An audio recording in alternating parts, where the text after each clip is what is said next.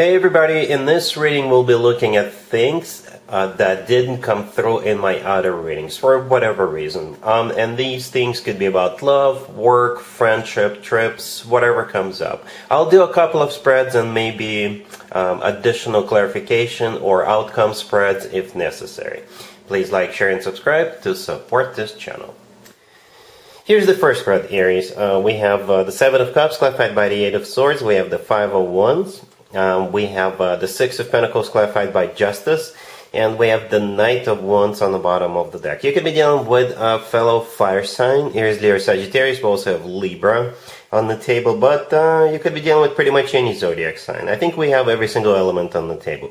You got this Knight of Wands coming your way, and it could be in the form of a person, right? Or it could be in the form of some kind of an offer. It could be work, business, finances related, or associated with, or it could be a person. I do see you struggling a lot, whether you want to pursue with this, whether you want to proceed with this, whether you want to give it a shot, invest into this, or what have you. I do see you struggling. All right, so yeah, let's talk about this real quick. The Knight of Wands on the bottom of the deck, it could be a fellow fire sign, right? Aries, Leo, Sagittarius, but it could be any zodiac sign. What the Knight of Wands on its own is always a questionable card, alright? It is a questionable card. It could just be somebody who is like really passionate, really excited about this, somebody who wants to offer you something. It could be like a really hot investment opportunity, for example. Or it could be somebody who comes in, hey, we gotta go right now, hey, before it's too late, hey,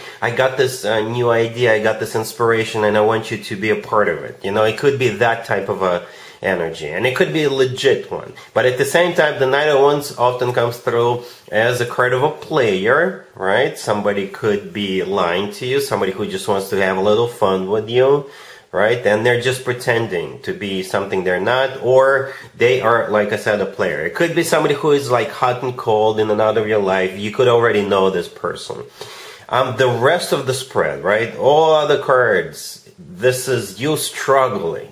Like every single card could be interpreted, especially together, as you trying to make a decision whether you should try this, whether you should go with it or not go with it, or something like that. The Seven of Cups, the first card that came out, is a card of a multiple choice, right? At the same time, it's a card of uncertainty and clarity. It could be a card of someone's judgment being clouded.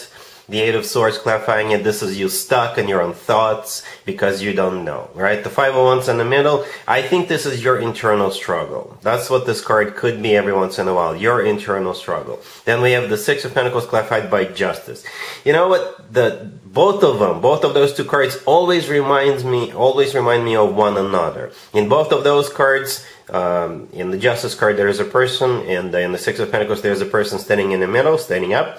Both of them are holding up scales in one of their hands. Scales are all about balance. Scales are all about, you know, like equal give and take.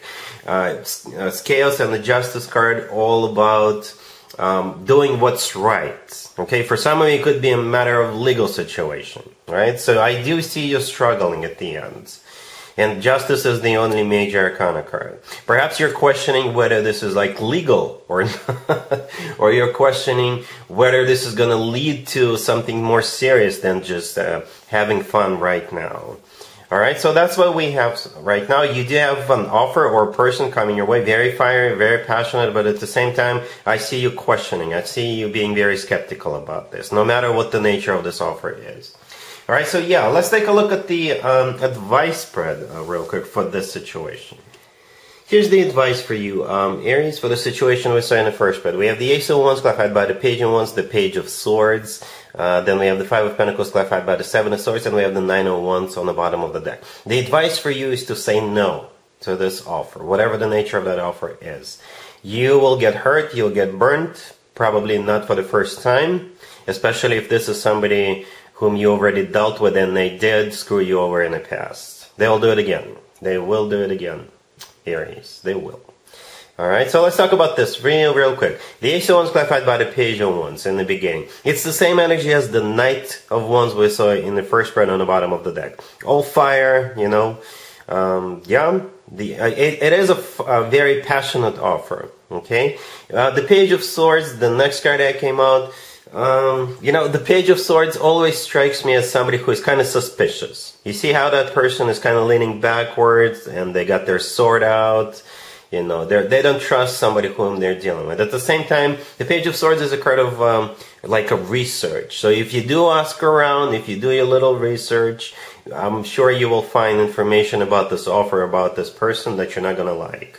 All right. At the same time, the Page of Swords, you know, it's a card of like spying on somebody. Well, research and spying are kind of similar energies.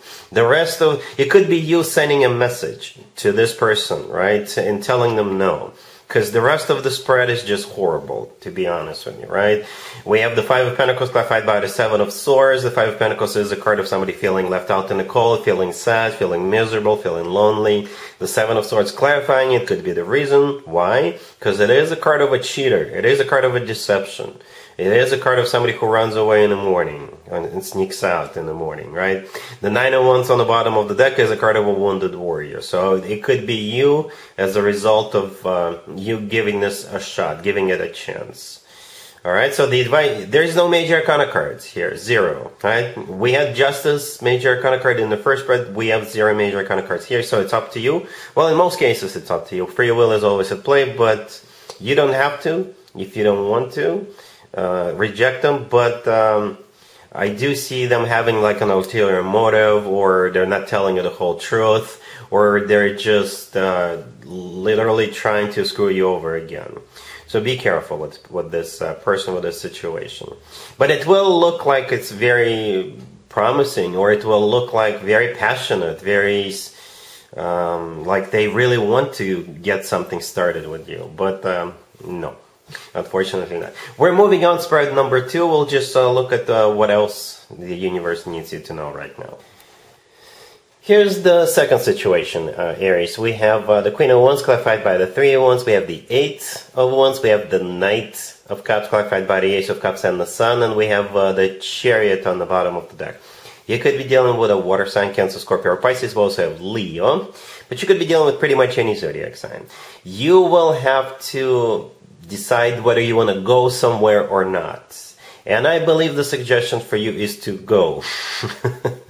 This is where you will either find love, or perhaps the person inviting you to go is the one whom you'll be falling in love with. Alright, yeah, so we do have two fastest cards in the deck on the table. The Eight of Wands, the third card from the left, and the Chariot on the bottom of the deck are the two fastest cards in the deck. One of them is a minor arcana card, the other one is a major arcana card. The Chariot is the major arcana card. It could be a Cancer you're dealing with. But, you know, this is just a way of the universe to show you, yes, you got a trip coming up. Either by yourself or with friends, or it could be a love interest inviting you to go somewhere, somebody you're going to, I don't know, talk to for a while, and they may offer you to go somewhere or invite you to go. Or again, it could be anybody. But you definitely have a trip coming up, or a potential trip. I do see you having to make up your mind about it. The Queen of Wands, the first card that came out, I think that's you. I think it's a safe assumption.